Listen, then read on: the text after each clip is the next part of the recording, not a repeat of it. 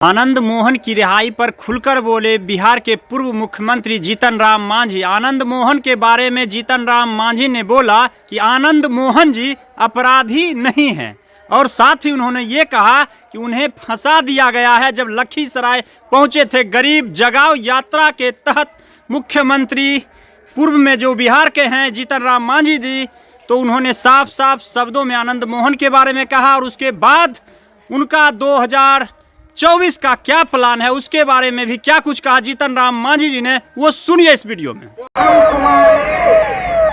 आनंद मोहन जी को हम व्यक्तिगत रूप में जानते हैं। एक ऐसी परिस्थिति आ गई कि उनका नाम आ गया एक शेड्यूल कास्ट पदाधिकारी के हत्या में और सज़ा भी भोग लिए और सज़ा भोगने के बाद फिर माननीय मुख्यमंत्री जी ने एक जेल मैनुअल में चेंज लाने का काम किया और उससे न सिर्फ आनंद मोहन बल्कि दर्जनों लोग को लाभ मिला है।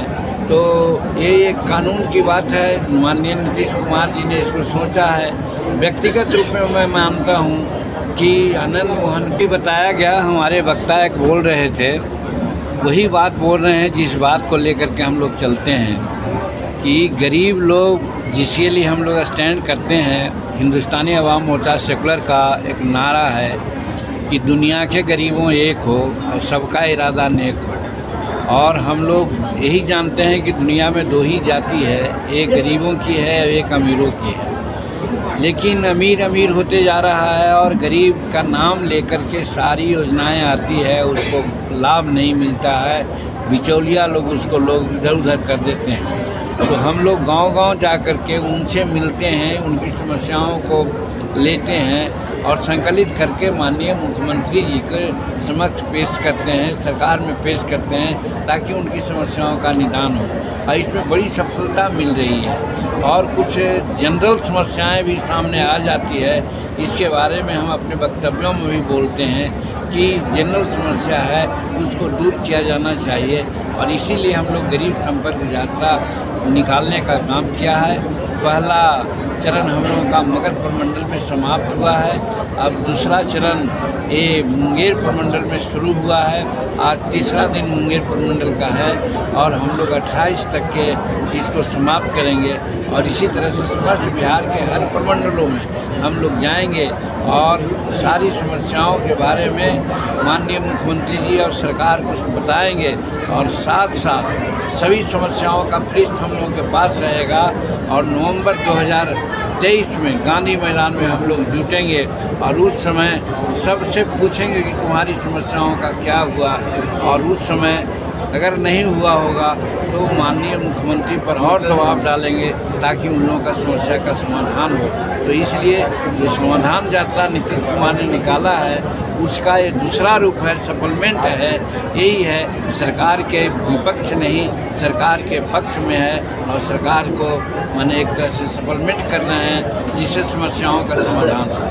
2024 में सर हिंदुस्तानी अवाम मोर्चा का क्या स्टैंड रहेगा सर? कुछ दिन पहले ही आपकी अमित शाह से मुलाकात हुई। देखिए, हम लोग जो महागठबंधन में हैं 7 पार्टियां, 7 पार्टी हम लोग आपस में मिलने वाले हैं बहुत नज़दीक में और मिल करके हम लोग तय करेंगे कि क्या स्ट्रेटजी होगी 2024 और 2025 का। इसलिए अकेला कोई नहीं कर सकता है।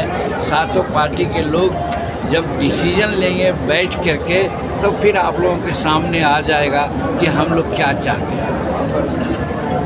आनंद मोहन की रिहाई हुई है सर, 27 और कैदी रिहा हुए हैं, किस रूप में इसको आप देखते हैं सर? देखिए, आनंद मोहन जी को हम व्यक्तिगत रूप में जानते हैं।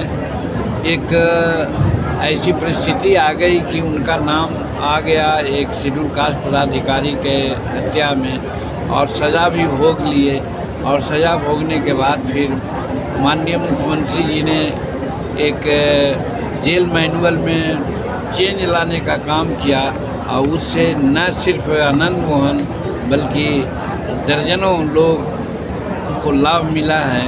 तो ये एक कानून की बात है। माननीय नीतीश कुमार जी ने इसको सोचा है। व्यक्तिगत रूप में मैं मानता हूँ कि आनंद मोहन कोई क्रिमिनल आदमी नहीं है। एक खास वर्ग की रिहाई हुई है सर, बीजेपी आरोप लगा रही है सर। अब बीजेपी कुछ कहे उसका जवाब, हर बात का जवाब देना उचित नहीं है। चलिए हो गया, बहुत बहुत धन्यवाद आप लोग। चलिए बहुत बहुत धन्यवाद मुकेश दा।